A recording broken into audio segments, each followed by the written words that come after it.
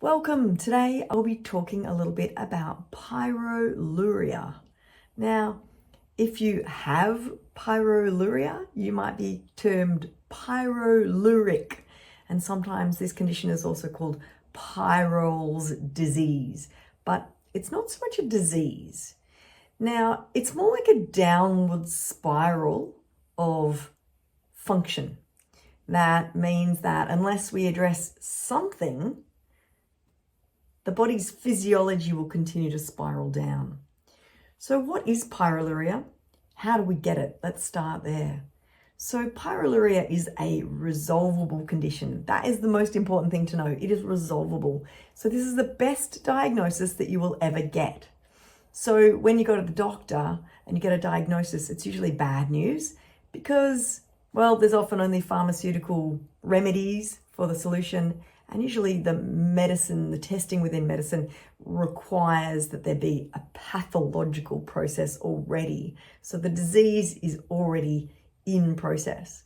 So here, pyroluria is a condition whereby our health declines over time.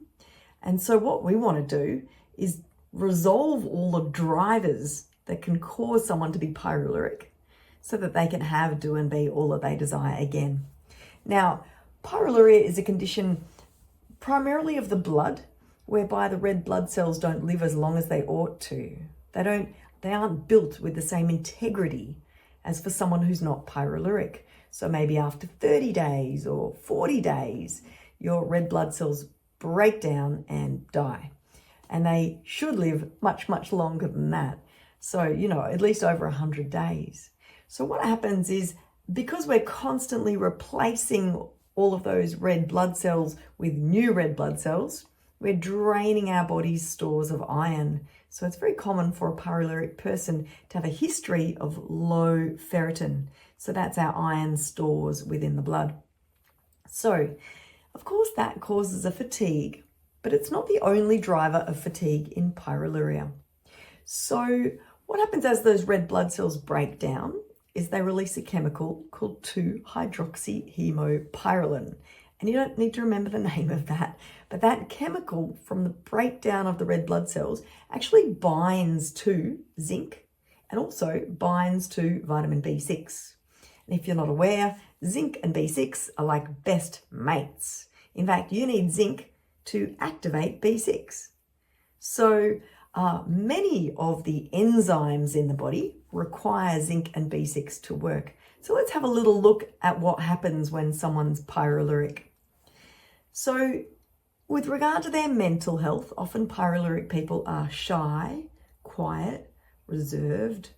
They are introverts often, or if they've become introverted. They don't like being in huge crowds, big seas of people, massive concerts, alcohol-infused environments, pubs, clubs, all of that. They prefer to spend time alone or with a few friends in a safe space where they can control their environment. And oftentimes they're controlling their environment already. These are the people sometimes who are making sure that they get to bed at a certain time because they know that if they don't, they'll be shit. These are people who are careful about what they eat, but sometimes they don't know exactly what to eat. But they do know that if they eat sugar and carbs and alcohol, they crash. So people are often already managing their environment just so that they can survive. And there's a feeling with pyroluria like you're not thriving, but you're just getting through every day. So people with pyroluria sometimes don't sleep well, but sometimes they sleep all the time. They'll often have headaches or migraines. Sometimes they can even get tics, little contracting muscles. And what happens is that in order to make serotonin, that's our brain chemical for happiness, we need zinc and B6. And if those are already bound and made unavailable, we don't have what we need to be able to make serotonin in the right amount. Now, serotonin also gates pain out. So if you tune in with your butt bone right now, wiggle around on the chair, you'll notice it touching the chair. But until this moment, you might not have been paying attention to that part of your body. You see, it's the job of serotonin to gate out unnecessarily or irrelevant pain or sensation. So sometimes pyroluria people are in a lot of pain. The other thing is that when you make serotonin, if you can make that well, then you can go ahead and make dopamine well. And dopamine makes us feel satisfied. But if you don't have the zinc and B6 to make serotonin, you actually won't be able to make dopamine well either. So these people sometimes have addictions or addiction to food or things that they do to give them a hit of dopamine. They're always looking for that hit. So the other thing is there's a very clever chemical in our brain called melatonin, and yes, it helps prepare us for sleep, but it also cleans the brain out overnight while we sleep. And if you can't make serotonin or dopamine well, you probably can't make melatonin well either. And the last one, if you can remember one more brain chemical, is called GABA. And GABA is like the brake on the car. So if you have a car that has no brake, you can imagine that would be a problem. Now I see many pyroluria people living their lives as though they have no brakes. They're often tired, but they're wired and they're just from task to task to task, whatever's in front of them sometimes in a bit of an erratic way. Sometimes, I'll talk more about that in a minute. So GABA is like the brake on the car. Now, unfortunately, when we can't make serotonin, dopamine, melatonin very well, we can't make GABA very well either. So it just means that we are alert but exhausted. So a bit more about that in a minute. Let's go to the stomach. I'm pointing to my left-hand side here to where the stomach lives, and the stomach is a bag of acid and it pulverizes food. And this acid is hydrochloric acid, so it's the same pH as battery acid. That is very acidic. If you poured some on your hand, you would have to go to the hospital to get your wound attended to. But the stomach is very clever because it produces this acid. And even though the acid destroys the cells that produce it, there are more cells waiting, various stages of development ready to pop out to the surface and make more acid. So the hydrochloric acid in the stomach is also made from zinc and B6. So pyroluria people tend not to have very acidic stomachs. It means that they don't have what we call very strong digestive fire. Makes it difficult for them to digest raw foods and protein as well. You see, the acid in your stomach breaks the bonds in the protein so that you can get all of the amino acids that made up that protein and then absorb them in your small intestine. Unfortunately, if you can't digest protein well in your stomach, that partially digested protein will actually cause an irritation of the small intestine and interfere with nutrient absorption. So these people are often broadly nutrient deficient as well. So we use kinesiology to work out, do they need biotin? Do they need manganese? Do they need vitamin C? Do they need zinc? Definitely. And do they need B6? Yes, definitely. And they'll usually need some magnesium too. And we start off at 2 times the daily dose of magnesium. Now, what else happens to a pyroluria person? Well, I'm now going to point at the right-hand side here. This is where the liver lives. Now, your liver is full of enzymes, and those enzymes help to speed up reactions. They also help to get waste out of your body. Now, pyroluria people don't have enough zinc and B6 or magnesium, and these are the 3 fuels for those enzymes in the liver.